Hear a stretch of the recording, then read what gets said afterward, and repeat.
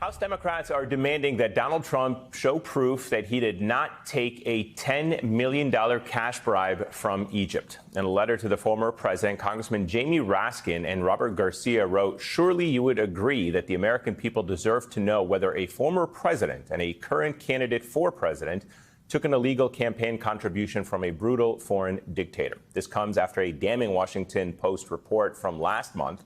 It claims that 5 days before Trump's inauguration in 2017, a bank in Cairo received a letter from the Egyptian intelligence service asking it to withdraw $10 million from its account in U.S. currency and all in cash.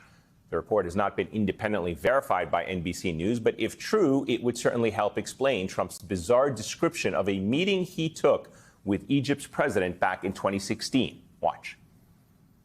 We met for a long time, actually. We had a long meeting and got along. There was a good chemistry there. You know, when you have good chemistry with people, you're the king of that. And there was a very good chemistry, good feeling between us. Representative Jamie Raskin is calling for an investigation into a huge payment that Donald Trump is alleged to have received from Egyptian President Abdel el-Sisi. The cash weighed about 200 pounds when it was withdrawn from a state-run bank in Cairo at the request of an organization linked to the Egyptian intelligence service, just 5 days before Trump took office as president in 2017.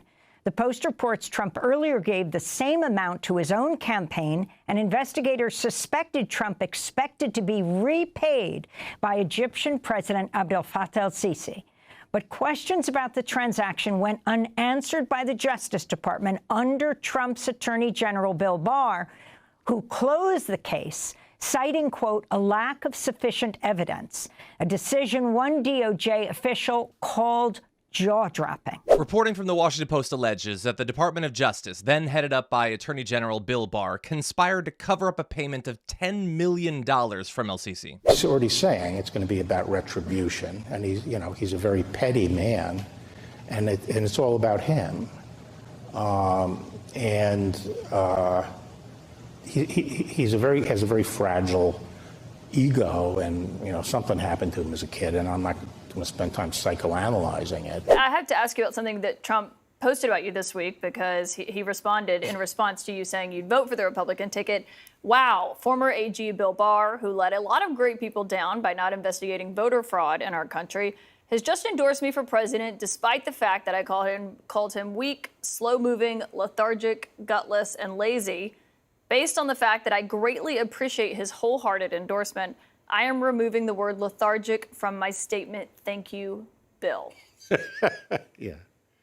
It's classic Trump. Sisi is a friend of mine for now a long time, it seems, right? From even before the campaign. We met during the campaign, a little before the campaign, and we got along right away. I didn't actually ask for an endorsement, but I think if I would have asked, I might have gotten it. Now, Jamie Raskin is rightly demanding a probe into the alleged payments. We need to get to the bottom of this. I know that people's eyes glaze over now when they hear about the corruption of Donald Trump, but what we're talking about is a $10 million bribe from a foreign dictator. These orders were based on the idea of collective guilt, that you could take a terrorist action and then define a whole country as guilty and ban travelers from that country. But think about this for a second. The 9/11 hijackers came from Saudi Arabia, from Egypt, and from the United Arab Emirates. And none of them are on Trump's list. Now, why not? Because he's doing business with those countries. Okay, that makes the whole enterprise not only sinister, unconstitutional, and racist, but completely irrational and stupid at the same time. There's a lot about this that is weird. Bill Barr had been a vocal critic of Donald Trump until he decided to re-ingratiate himself to the Orange Menace. Until a more in-depth investigation is conducted, we can only speculate as to why. But it makes sense that you wouldn't want to piss off someone who could threaten your liberty. I mean, as it is, Donald Trump already acts as if he's a dictator.